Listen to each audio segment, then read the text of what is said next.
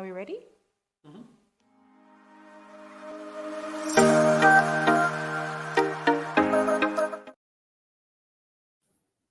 Hello, everybody, and welcome to the fifth episode of Wine with Rita. I have the pleasure to announce that I am interviewing the gorgeous Amelia Phillips. Hello, Amelia. How are you today? Hello, Rita. I'm so good, and I'm so looking forward to our chat today. We met at the book launch of, what's her name again? I forgot. Lizzie Williamson. Lizzie Williamson. Yes, sorry. I had the yellow book in my mind, and I know what the title of the book is. I just totally forgot her name. Mind blank. Yeah, the yes, Active Workday Advantage.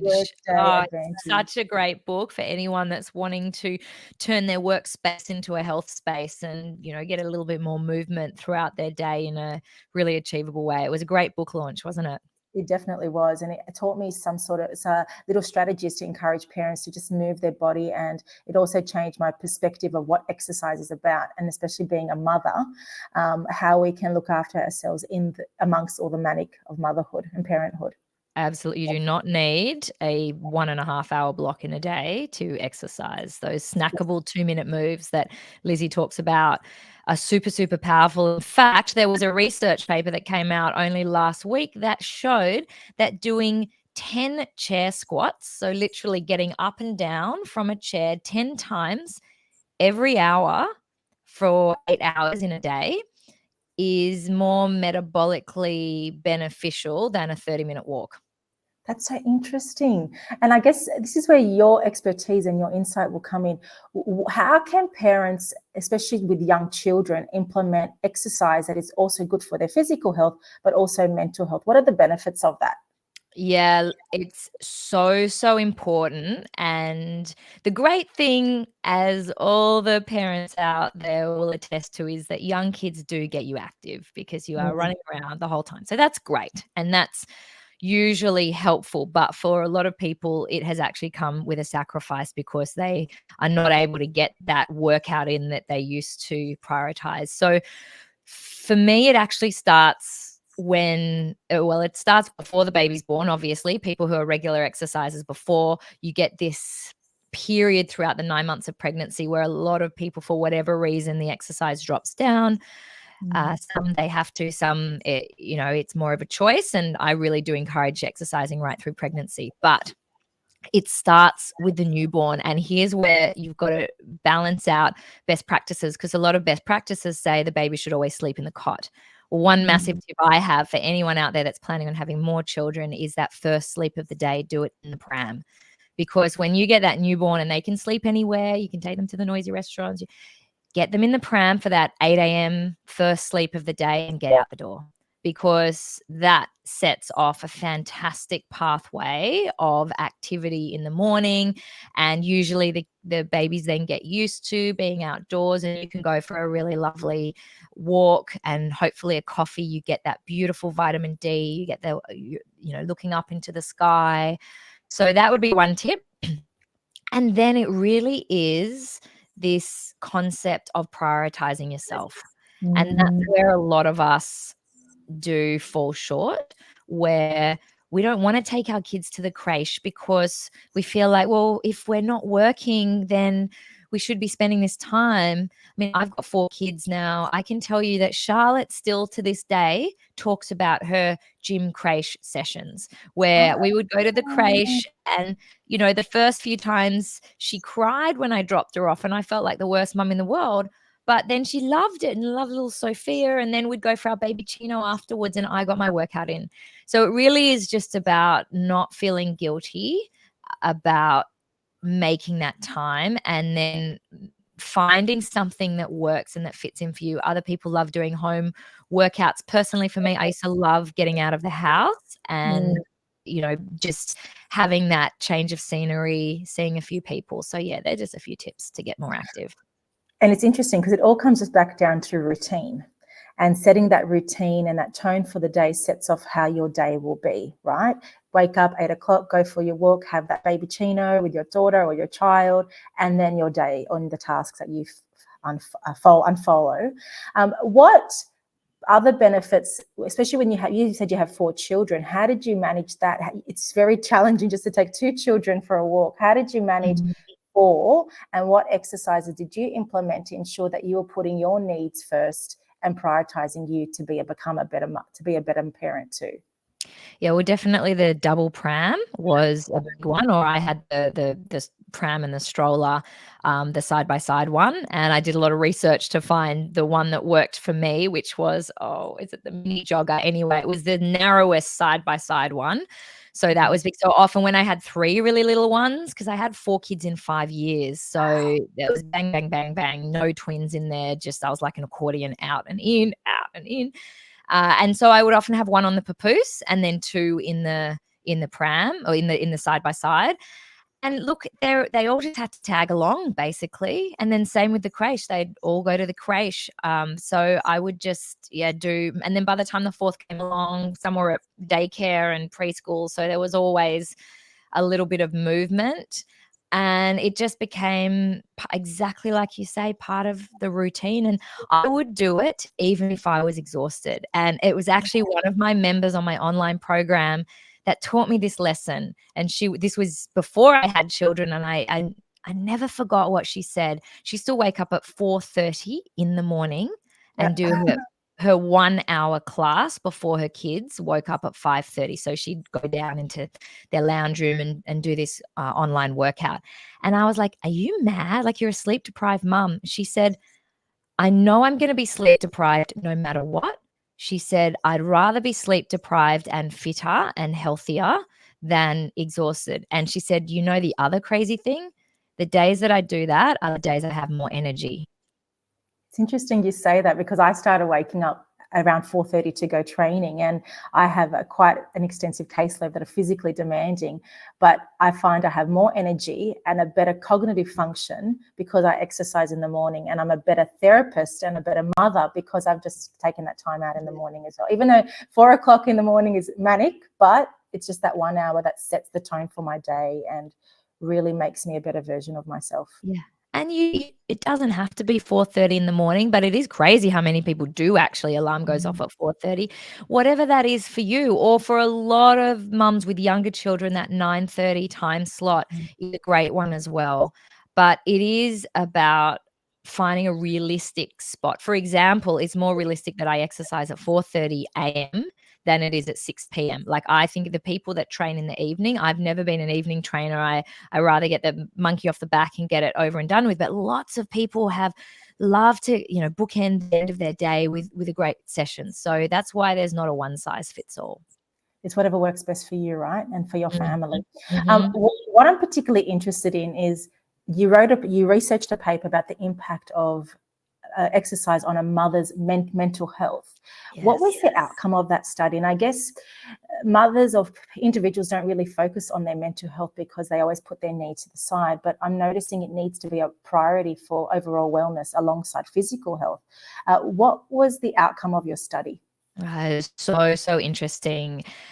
I've actually done 2 studies. So I've done one on exercise and one on nutrition, and studying the impacts of mental health on pregnant and breastfeeding women is really, really interesting. And then you look at it through the lens of exercise or diet.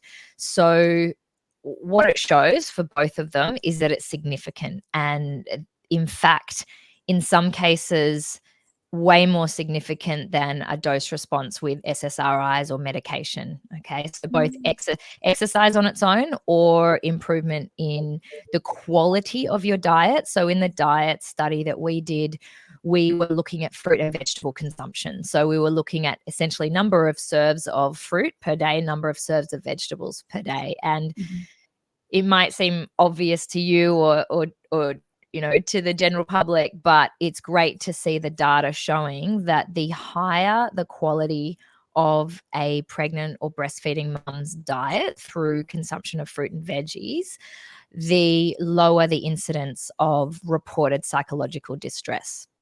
Now, don't forget, we adjust for confounders, because straight away you go, oh, well, you know, people who are, you know, living a very, you know, affluent and you know, wonderful life are going to have both those things. But in these studies, you adjust for those confounders. So socioeconomic, age. Access. Yeah, exactly. So even with all of that stuff taken out, the incident of psychological distress was so much lower the higher the diet quality and the higher the amount of exercise, more so than medication.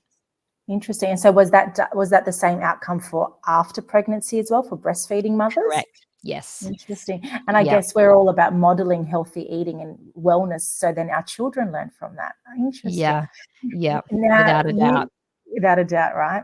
Now, you did say you had 4 children under the age of 5, was that right? Or within 5-year period? Yep. Yep. Talk to us about how you managed that. Not very well is probably, I'll just blanket. I'm definitely not perfect. And if you'd been a fly on the wall through those first 5 years, you would have either laughed or cried. But I say that with a joke, but I actually look back with the best memories. And I think you have one child and you think you can hang on to your old life and you're going to tag them along. But then very quickly, when you start to get outnumbered, your whole life changes, and suddenly the dingy RSL with the big plastic red playground in it is like the best place to go. And you're so excited to go there for steak and chippies and watch the kids catch every germ. If I had to sort of, you know, pick what worked for us, number one, having a really hands-on husband. So we share the load 50-50. I worked through here. I'll list out for your beautiful listeners, kind of, if I look back and go, okay, what were the wins? What worked well? Routine. I was the most routine-based person in the whole wide world. So I had a schedule. I stuck to it. My gym workouts were there. I had even the odd date night booked in. I just was really structured. I was fanatical about getting their sleep right. So all my kids are good sleepers, except for number 2, Charlotte was my failure. And with Charlotte, it was interesting because baby number, I was in a mother's group, and my firstborn was like this amazing sleeper, and I was like tapping myself on the shoulder, going to all my mother's groups. Oh yes, it's my great parenting style. And of course, baby number 2 comes along and makes a complete fool and a liar out of you. But that was only the first kind of 9 to 12 months. And so I worked really, really hard on getting them all sleeping well. So I never had an issue with, you know, major sleep deprivation, because they were all pretty good sleepers. So I think that was a big win. I read every book under the sun. I did, you know, all the protocols to make sure they slept well. So routine, absolutely nailed their sleep. What else were the husband sharing the load was a big one. So even when they were babies and he was doing it all wrong and dressing them in the ugly clothes and all of that, a friend gave me this great advice. I was just like, bite your tongue, just let him get efficacy and confidence. And it really paid off. And then the other thing I did was worked through as well. And that's probably, you know, it's definitely one that's triggering for some people. And there's zero judgment either side, but having that break, I was lucky because I had my own business. I used to actually, even though I worked only 3 days worth of working hours, I spread it over 4 days. So I used to go to work from 11 till 5:30, 4 days a week. So it was the equivalent of 3 working days. But what it meant was I got the morning with the kids and I do the ballet class or the gymnastics and my gym workout. And I had these shorter working days and spread. And that worked for me, just to give you, you know, a bit of a summary.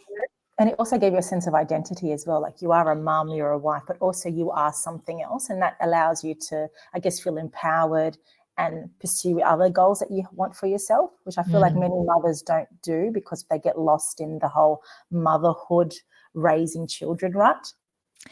It's a really challenging one because it goes so quickly, that first 5 years. My kids are now aged between 6 and 11. So I'm still, like Ella, my youngest, just started at kindergarten this year. So I feel like I've just left that 0 to 5 and it has flown so quickly. But what happens is when you do go, okay, I'm kind of coming out now and I'm ready to consider what to do for work. When you've had a 5-year gap in the workforce, it actually feels like an eternity. It Even does. though the child raising years is so long, and I've seen I actually work with a lot of the mums in my programs are going through a real identity kind of reconciliation that, well, I don't want to go back to my corporate law job, but what is going to work? And it is a really challenging one. I feel blessed that I was able to keep my work going all the way through and adjust it. But not everyone gets that opportunity. But I think it is important to somehow retain that form of identity. And if it's not work, it might be in volunteering, or it might just be in something outside of your children.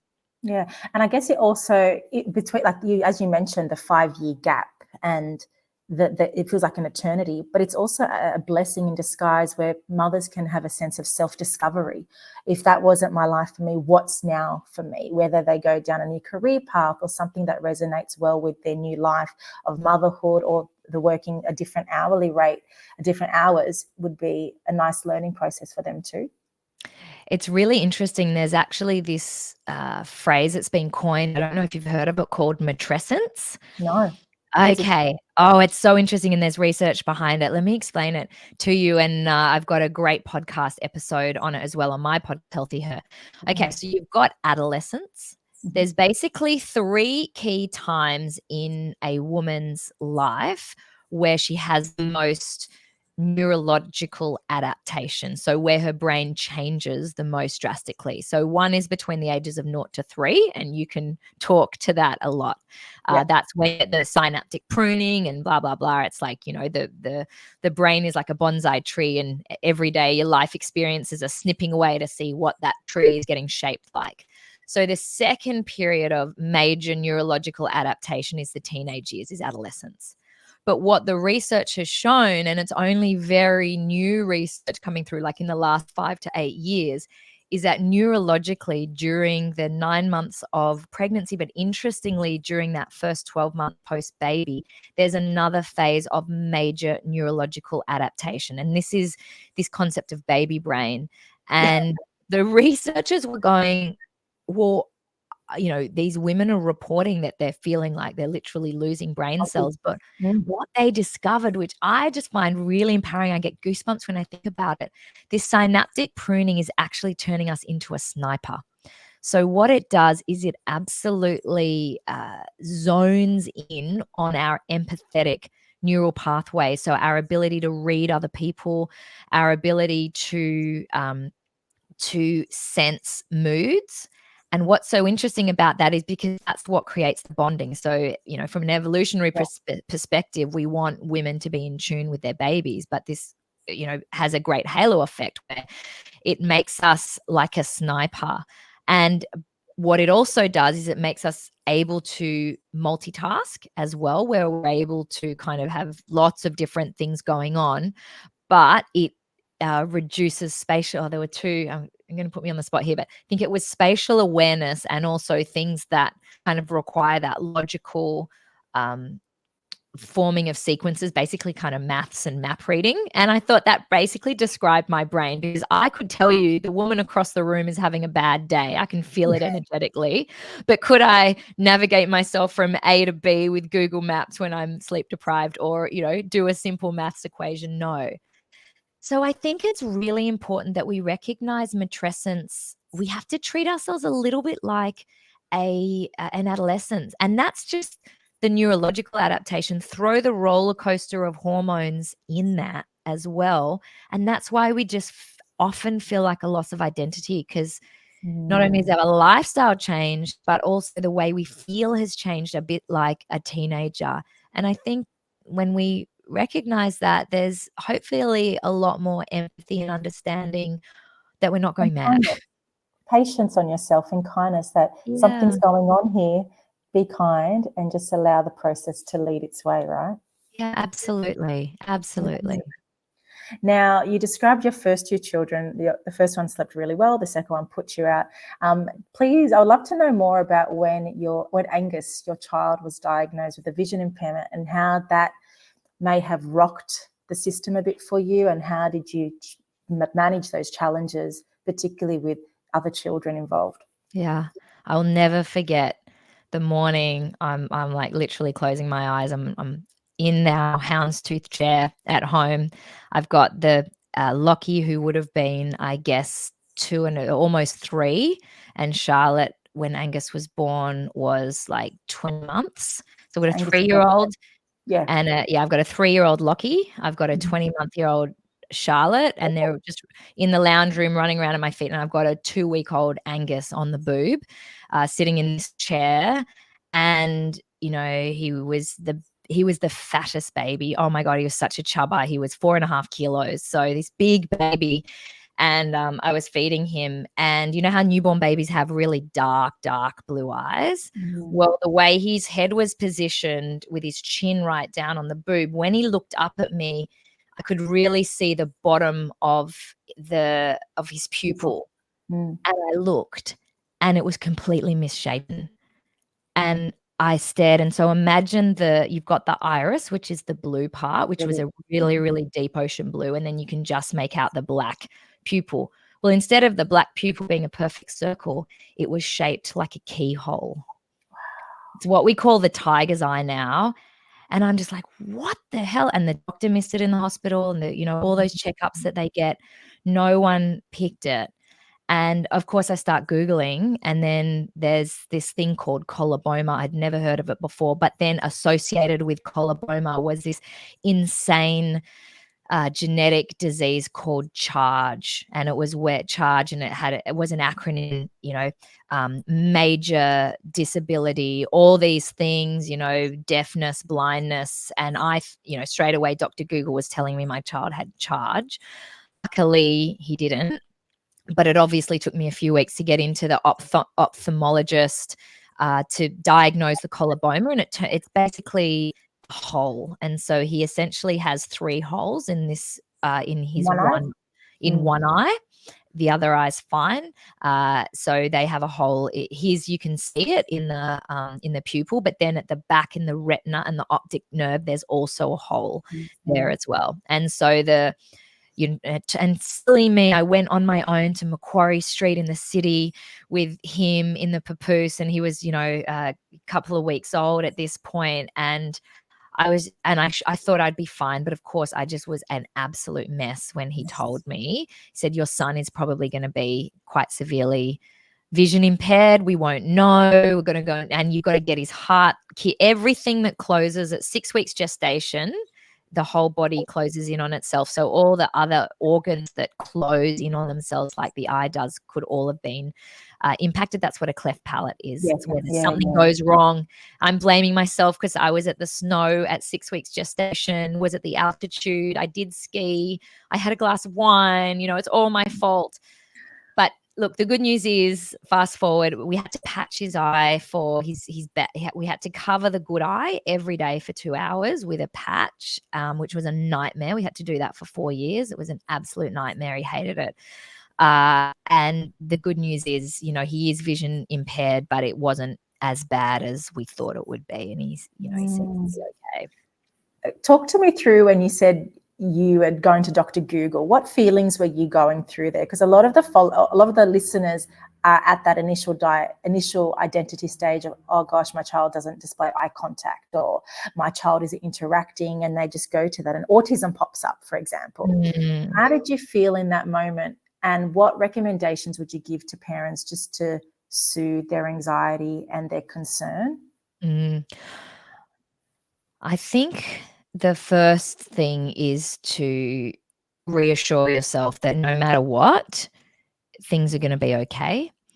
That was something that I didn't do enough of, and not to catastrophize. And if you feel yourself doing that, to literally talk yourself off the ledge, or tell your hubby or partner or whoever it is to, I'm just having one of those moments. I joined a Facebook group, a coloboma awareness Facebook group, and put the photos up. And, I feel like now that I've been on that group for, Angus has just turned 8, you see it happening every, few days. Someone is just at the start of their journey, and it's such a supportive group because everyone, don't worry, there's a whole range. They could be absolutely perfect. So just don't stress. And then these beautiful, teenagers with collarbone and young adults put these amazing photos of because their eye, like the eyes are incredible. Like Angus, we call it his tiger eye. And, we're like, oh, the girls are going to love this, buddy. So I found the Facebook group extremely helpful, but I know that there might be listeners going, oh, well, I joined an ADHD or an autism Facebook group and it had the opposite effect. Yeah. So, but for me, I think talking to other people about it, and then straight away, for me, doing the research and then going and speaking to the experts and surrounding yourself with practitioners that you trust is paramount. I think don't go it alone, and also seek lots of opinions, because you will have some that are medication happy or some that are lifestyle happy, and there, with a lot of these conditions, there is a gray area of treatment and management. So you do need to find someone that is values aligned with what you're thinking of as well. And just know that the world loves quirky kids. So if you like, I look at it now and I'm so thankful that Angus has this vision impairment. It's part of who he is now, and he's a rock star as a result of it. So I don't wish, ill health or ill conditions on kids, but everyone loves to be different. So let's celebrate it. Let's celebrate that. And I love how you've seen the positive of the diagnosis, because if we're so reactive of it, we're not going to be proactive with what that positive outcomes will be for the child as well. Yeah, absolutely. Absolutely. They're such beautiful kitties, and you gotta focus and have an optimistic outlook for them. You got to do it for them. For them, absolutely. And talk to me through the services you access, particularly through NDIS. Now, I have a love-hate relationship with NDIS. This is very beneficial to many families, but to navigate the system and to advocate what is needed for a child is incredibly challenging. So talk to me through your experiences and what you did best to give the followers or listeners some tips to help them navigate NDIS. Well, I don't know if I'm best serviced to give tips, because I was unable to access NDIS for the first, I think, 2.5 years. I had funding there, and I literally could not get services to work in my busy life, because I had the 3 kids and then I was pregnant again. I couldn't just up and drive for 30 minutes to this NDIS approved speech pathologist. It could only really work if they came to the house. And because I was working and I had kids in preschool and whatnot. So we were entitled the first 3 years. I think it was around 10. It kind of fluctuated between 10 to 12 grand a year. And it was either psych, OT, or speech pathology. And he went through a period he's had a lot of hearing loss as well. Okay. Yeah, and well, you'll never know if it's to do with the collarbone, but he's had 3 general anesthetics. He's been insanely deaf, and it started to play out in big behavioral issues when he was about 3. It was really, really just huge emotions. I couldn't get a psych. I could not. And I finally got one, and honestly, he's so bad. So that wasn't good. But then one day, and it was like a full-time job, I literally sat down with spreadsheets, did all the research. I got on all the wait lists, and kind of finally, and it helps that the kids are at school now. He sees a speech pathologist once a week, and we kind of mix. And that's been fantastic. And I just wish we'd done that when he was 3, not when he was 5. He had a lot of learning difficulties in the first 2 years of school. And I feel like if we'd have got on the front foot from the age of 3, it would have mitigated a lot of this. So it's quite frustrating. And then when I finally got into the rhythm and into the system, they halved our funding. Wow. What was the grounds for that? What was it? Because he didn't have an additional diagnosis? No, because I hadn't used enough of the funding in previous years. Oh, see, that's so frustrating for parents, because one thing that I'm finding, lack of access, because like what you said, you need someone to come home, but also waiting lists. How can parents access services when they're just waiting and the funds just sit there? Exactly, and that's what was happening. Or they'd be like, "Oh, you can come at 1:30 on a Thursday to a suburb that's a 35-minute drive." And I'd be like, "Well, one kid's at school, so I won't be able to get back to pick them up. The other kid's having a daytime sleep. Probably 2 of them are having a daytime sleep, and, like, it's the middle of my workday." So it was just impossible. It was, yeah, I thought to myself, and I have a bit of help and support with Tim and my mum not so far away. And even then I couldn't do it. I was like, what if you're a single mum with no support? It's a really frustrating experience. It was for me. So you said his funds got cut in half. Were you able to advocate to get him the same amount, or there was just refusal there? To be He's honest, moved that high. I didn't fight it because I'm too busy. Honestly, Mhm. and I hadn't used truth be told, I hadn't used the funding. So I was kind of like, well, I would love him to have, one psych session a week, one speech and one OT, and he needs it. But our schedule is jacked up. I couldn't even get him to see the one. And so in my mind, I'm like, and the speech and the OT at the time were like, we can write a report, and you can, and they did write a report that I could have submitted. So if I had fought harder, that would have been probably a full day in the whole scheme of things, it would have been a full day of work of me pulling together all the reports, crafting this response, sending it through. I'm better off spending a few hours on my work, to be honest. Exactly, yeah. And I love how honest you were there, because many parents are going through this right now. It's a full-time job managing your child's NDIS plan and finding the right services for them. And I guess that really just highlights the difficulties we have with NDIS and what needs to be done to ensure there's equality and understanding when it comes to giving these grants out to families.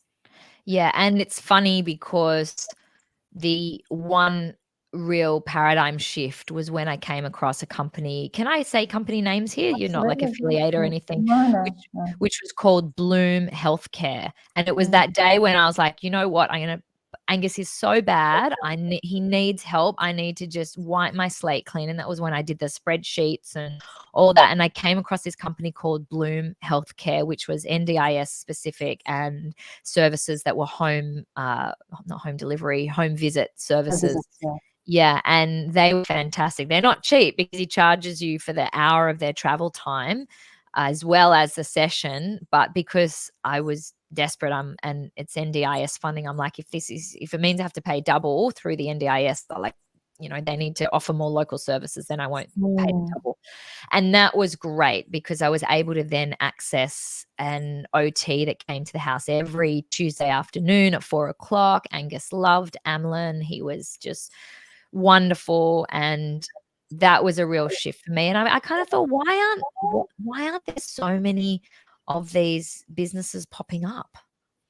I'm a mobile speechy, and I actually prefer being a mobile therapist, because you go into the child's home, you can treat them in their naturalistic environment, support parents with their busy lifestyle, but also help parents understand how they can implement strategies in home, rather than seeing me in a clinic, then try to implement generalized strategies at home, which is highly unlikely because life is just manic, right?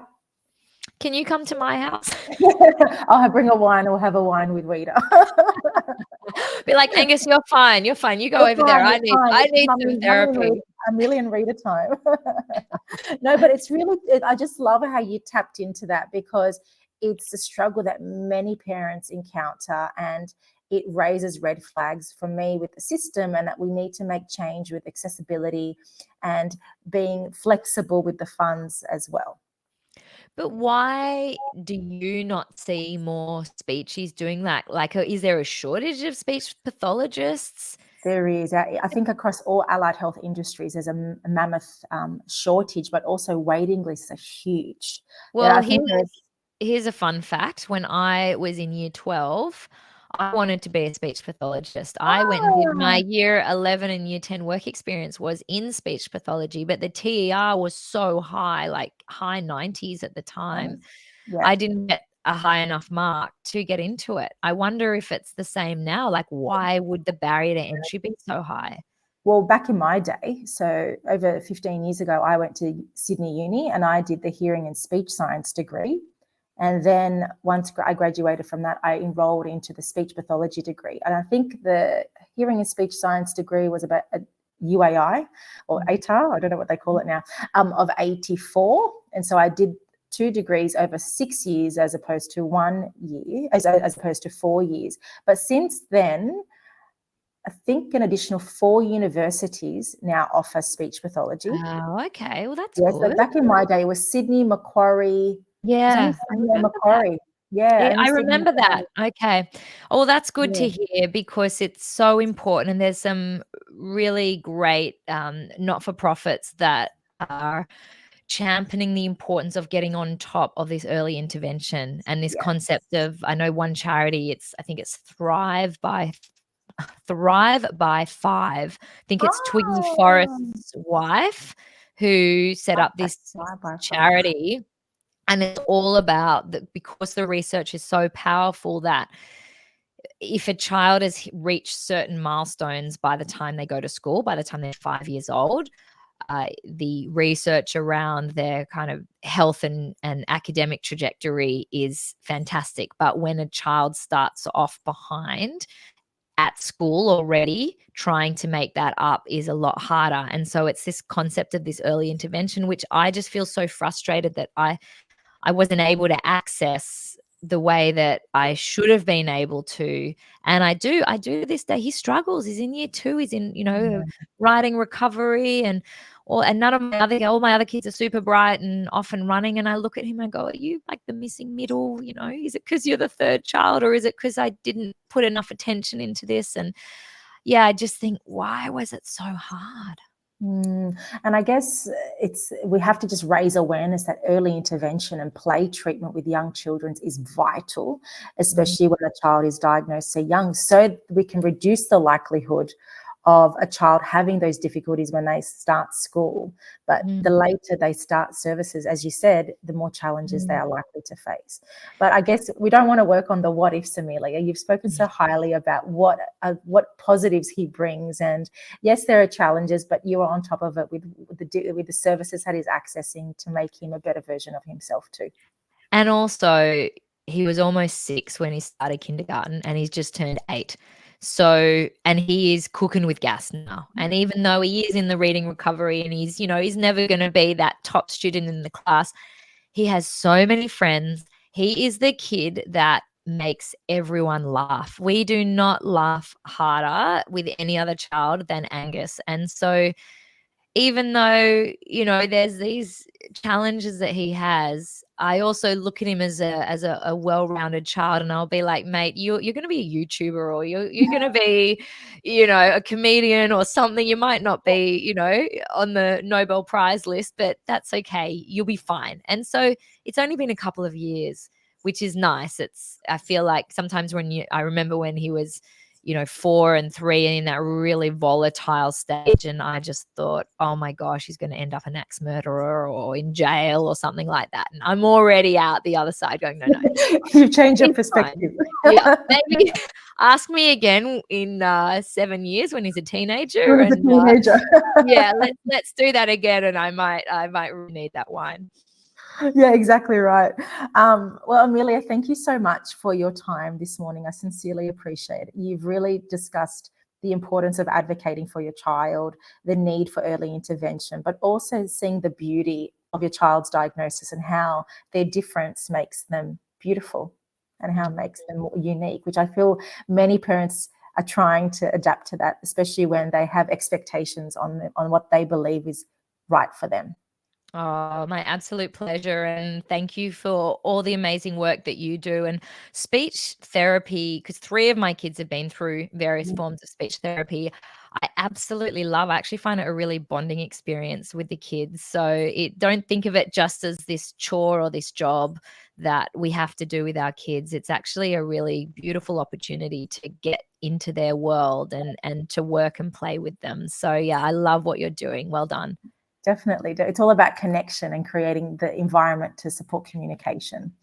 Now, Amelia, before we finish off, every morning when I go on my morning walk, I send a vlog to my girlfriends with what the word of the day for me would be to make me a better version of myself. So today, the word of the day is hydrate. Oh, I love it. That's a big water bottle you just held up there. But it's still full. You can see how full it is, right? Oh, no, you've done well. You've definitely drunk more water than me today. Look at that. And I guess because of the colder weather, we're not drinking enough, but I can feel it in my body that I need to hydrate. So the word of the day to make me better is hydrate. Now, to you, Amelia, what would your word of the day be to make a better version of yourself? For me, it's the word proactive. A- Ah, And I guess I don't just think about this for myself, but I think about this for my community because I'm working with lots of women on my online programs. And for me, it's all about this idea of paying it forward and taking a proactive step rather than waiting to be forced. And so when it comes to my health, that's, exercising is about being proactive. And so I sit there and think to myself, what can I do today that's being proactive that's going to make next week or tomorrow easier? And it's all those little habits that it's like, oh, do I put this off? Do I not exercise today and I'll do it on another day? No, I'm going to be proactive and get it done today. I'm going to do the online shopping order because I know that will make my cooking week next week a lot better. I'll go and get that blood test that's been sitting on my desk for ages. So yeah, I love this idea. It's very empowering to feel like you're taking agency and control. And for me, that starts from a place of being proactive. I love that. I'm going to implement that. Be proactive, particularly doing my online order for shopping because it would just be delayed and the next minute we're ordering Thai for dinner. Tell me about it. I know. That's why I'm every week. I'm talking about that really kind of rigid schedule. That's why, because it's kind of the framework, the sticky tape that holds my life together.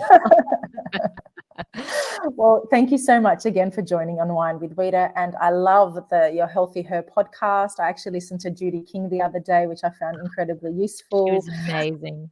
Yeah, she's wonderful. And I definitely will link it into the podcast notes, but also on Instagram. So women particularly can follow you and just love what you do and learn from what you put out there. Oh, thank you so much, Rita. You have a beautiful day and we'll catch up. See you soon. See you soon.